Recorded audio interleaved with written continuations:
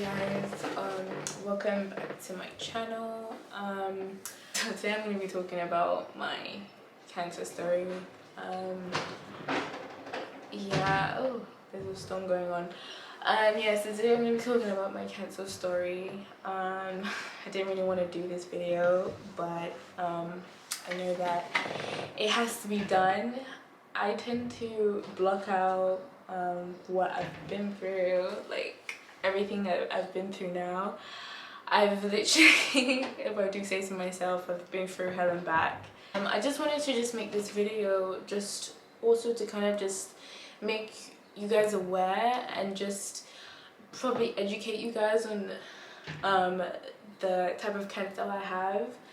And also if it just helps anyone find this type of cancer quicker, I would have done my job. So the type of cancer that I have is called chondrosarcoma. Chondrosarcoma is basically a very rare cancer. It's part of the sarcoma family. Sarcoma basically means fats, muscles, bones, places like that. Like, that's what sarcoma is. Those are the areas that sarcoma likes to be a part of. My type of cancer is cartilage cells, so cartilage tissues, cells, that sort of thing. Where you can find chondrosarcoma is basically pelvis, upper body, ribs, things where the bones join together. You can probably find chondrosarcoma. There's lots and lots and lots of different. I was actually very baffled of how many sarcomas are out there. Yeah, so I'm gonna start off. So my sarcoma journey started in 2017. I was a waitress at the time, working at Nando's. I remember saying to my sister that I had really bad knee pains. My right leg was in agony, and I remember just saying to her that I think like something was really wrong, and she was like, "You're probably just working long hours," because at that time I was working like 10-hour shifts. I was working every like weekend 10-hour shift, as well as going to college, so I was had a go life. So yeah, so I think a few weeks after that I decided to quit my job. At the time I was doing A-levels, so I decided, you know what, let me just focus on getting my A-levels done, you know, getting into a good uni, and yeah, cool.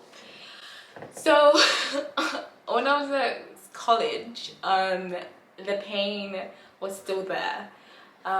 It was very like, I don't know how to describe the pain to you guys. It was like it just took over my whole entire leg, and the thing is, it would come in cycles. Like, it was like contractions, like it would come like every 20 minutes, and like it was like it would take over my whole entire leg. Like, it was like kind of like an ache, but I'm not sure, like it was an ache but like a really extreme ache times 10. Like, it was so painful. And I also noticed that I couldn't sit up straight. I would always have to sit at an angle or slanted, and obviously in class that's like not okay. You had to be sitting straight, and at the time I was really not focused. I remember there was a time where I actually the pain was so intense, I took 4 codeines on an empty stomach, and I actually fainted in class, and they had to send me home. That was like the first moment when I said, you know what, I have to do something about this pain, because it doesn't seem to be going away, and it's definitely not working long hours at Nando's, because I've quit my job. So I made an appointment. My mom made me an appointment to the GP. I went there and I was explaining the pain and the problem, and they prescribed me painkillers and they sent me home, which I found very strange because they didn't seem to want to figure out the problem. They just wanted to control the pain, which was really weird to me. But I just kept quiet and I went home because I was generally a healthy teenager. Like, there was nothing really like that was wrong with me. I never had any weird medical, I never needed to go to the GP actually. So I thought that there's nothing wrong with me, you know, I'm just, this will soon die over. But obviously weeks went by and I was still in pain. The pain was still there. I went back to the GP and I said, dude, the pain is still there. He gave me more pain relief, I remember, and he said that I should do more exercise. So I was just like, okay, fine. I was like, okay, cool, maybe I could step up my exercising. I was like literally walking everywhere. Everywhere I went, I was walking, I was playing sports with my friends, and like the pain was just still, it was still there. And then I went back to my GP, and bearing in mind, my GP was awful. Like, my GP surgery was completely awful. Like, getting a GP appointment was like literally like terrible. Like, you had to plan years in advance to get a GP appointment. You couldn't just get a GP appointment the next day. You had to plan weeks and weeks in advance. Every appointment that I made to the GP, I think I had to wait about 2 weeks. I had to wait 2 weeks for an appointment to show up. It was completely just terrible. So I went to the GP and then they were like, okay, fine, seems like the pain's not going. And so they said that, you know, you haven't had a blood test to see what's going on in your body because it could be something to do with that. So I was like, okay, fine. So I went to go and get a blood test. The blood test came back, and I remember the day that they called me. It was a Saturday, and I remember freaking out because doctors don't usually call on Saturdays. So I was like, oh my gosh, what did they say and everything. And I remember me and my sister kept calling them because I had a missed call from them. They kept calling and calling them. We managed to get through to them and they said, oh, you just have a vitamin D deficiency. So what you need to do is go to your local pharmacy and buy the tablets and you should be fine. And a huge weight off my shoulders was just like, yeah, like just lifted. I was like, yes, this pain is sorted. Yes, this makes so much sense because I'm black, I'm not in my natural habitat. Like, it rains literally 365 days of the week. Like, I was just like, this is it. The problem is solved at this point. So I went and got my vitamin D tablets. And the thing is, at this time it was around summertime, so it was around July, and I was like outside a lot. You know, I was taking my vitamin D tablets. I even went on holiday with my family. Everything was good, everything was Gucci. Then, like, I remember September came and the pain came back, but it came back with a vengeance. Like, literally, it was like 10 times worse than it was before. I carried on taking my vitamin D tablets because I thought that helped me during the summer. Like, that was what was helping me during the summer. And carried on taking them, but the pain was just like not having it. Like, it was just like, no. And I remember that time I got a job in London. I decided not to go to uni.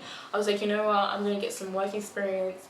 And so I got a job in London doing marketing, and I was so excited for this job. I was like, yes, I'm an adult, I'm grown now, you know, look at me. And I remember every time, but the symptoms got really worse. I remember my foot being really numb. I didn't know what it was in the beginning, but I developed a new symptom called foot drop. I didn't know what it was at the time, but foot drop is basically when you're walking and your leg literally, you have to like lift up your whole entire leg. And at the time it was quite mild. It would only happen when my foot was tired. So it would be fine, I'd walk, but when my foot was tired, my foot would develop this foot drop. I would often find myself just falling randomly, tripping over my foot. And in London, you have to move fast. It's the fast life. And I remember the job being so demanding on my body because I had to be left, right, and center. I had to run this way, I had to run that way, and it was just terrible. Like, I was having the worst time, and this job was supposed to be fun, but I was just having the worst time. So I ended up quitting my job. I remember I did not even last like 2 weeks there. I think I lasted like a week and a half, and I remember going home so disappointed. So I made another GP appointment. I was just like, dude, like, this is getting really ridiculous. I had to quit my job. And they sent me, I think all in all, like, to cut the long story short, I think I went to the GP more than 5 times. I think I had about 4 blood tests in total. I had 2 x-rays and a whole bunch of pain relief medication, that just to like cut the long story short. It's just really important to pick a really good GP, or like to really like voice your opinions to the GP, because I don't know what my GP's like, the whole practice was just a shamble. Like that GP, yeah, it just makes me so angry talking about that GP. Like, I'm you know what, I'm just gonna say the GP practice's name. I'm just gonna be out here. It's Tilbury Health Centre. I know so many people that live in Tilbury, and I know so many people that I used to go to school with, and I just want you guys to just beware of this GP practice, because they have a reputation of giving like just bad customer like service. Doctors, they just act like they just have a really bad reputation, and I just want you guys to just beware of that GP practice. You know, like, now that GP practice has just traumatized me so much that I can't even trust doctors anymore.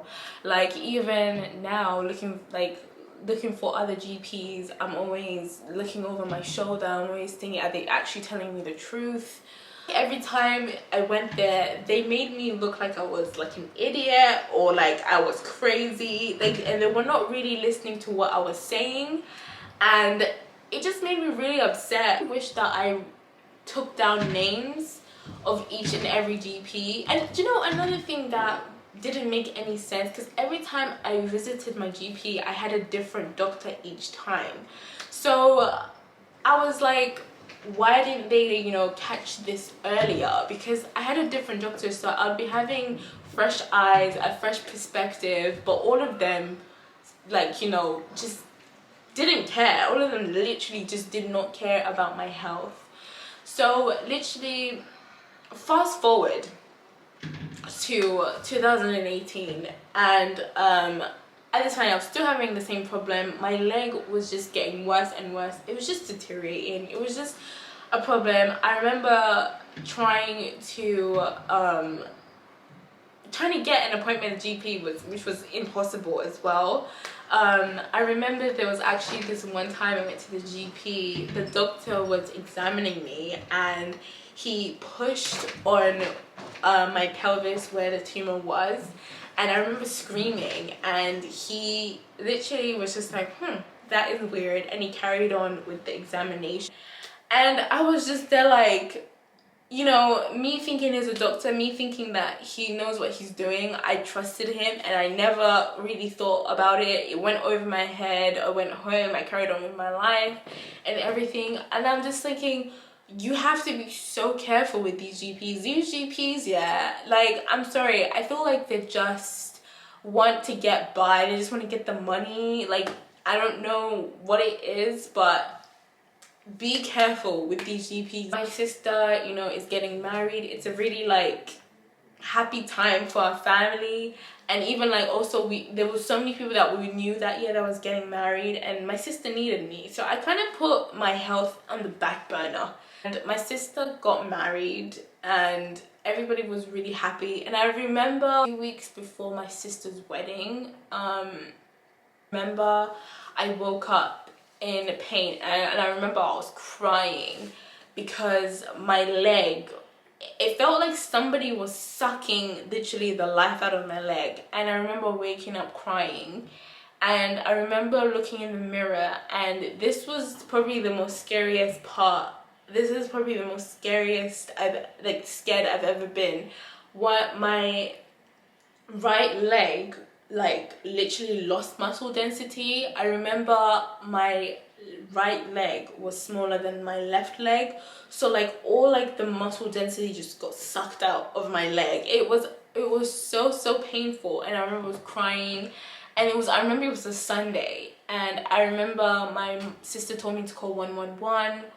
I called 111, and I was just like, I need to see a doctor. My leg just like shrunk, like literally. And I went to see an out of hours doctor, and at that point I was really like at the edge of the cliff. I didn't know what else to do with my leg. I couldn't believe that it's been like almost a year, and like I'm still having issues with my leg. It's stopping me from doing so many things. Like I was so restricted to the house. Like I was doped up on drugs all the time, and I was crying to this doctor. I was just like, I don't know, this has been going on for such a long time. My GP hasn't been doing anything about it. He was the only one that gave me a kind of like a diagnosis. Oh, it's like a nerve problem. I think that your GP should investigate this. He kind of gave me like a peace of mind, like, okay, this is what is going on in my leg. After that, he sent me home, and then he said that I need to make another appointment with a GP. So I was just like, okay, this time another doctor has looked at me that doesn't really know my situation. Then maybe they might take this seriously. So I went back to the GP appointment, and I was really like excited. I was like, yes, I think I might, you know, get actual help this time. The GP, and there was a nurse. I remember, the thing is, I don't remember all the doctors that I saw. I remember this particular nurse because I was just so shocked in how unbothered she was. I think out of all the doctors, I think it was the guy that pressed on my pelvis and didn't investigate, and there was this woman. It really pains me to say that she was black, and I remember her so clearly, but I can't remember her name. And I remember walking in, and I was just like, oh, maybe she can help me, she can understand where I'm coming from. And then I was just like, yeah, I've been having these leg problems, and I don't know also what she was going through that day. She had a bad day, maybe her kids were acting up, relationship problems. This woman was not there at all as well, and like she was just like sitting there just staring at me. And then I was just like, okay, maybe I need to show her evidence to maybe she'll take me seriously. And so I showed her my legs, and then she looked at them and she was like, huh. And then she got out her tape measure, and I remember she was measuring my leg, and she was like, oh, it's only 2 centimeters smaller than the left leg. And I was just like, 2 centimeters smaller than, are you actually kidding me? Like, are you actually that's concerning. Like, everyone could see clearly that something was wrong with my legs, literally, like anyone could see. And I was just like, you're not gonna do anything about it? She was like, no, it's nothing to worry about. Like, and I was just like looking at my legs thinking, looking at this woman like she's crazy. And guess what? Yeah. You can guess again. She prescribed me more pain relief. My face, guys, to my face. I wanted to throw a chair. Like, I couldn't believe, like, you're lying to me right now. That ain't cool, kid. Rather be nobody, but know that my God exists. And when I'm feeling tired, exhausted, I'm leaning on him.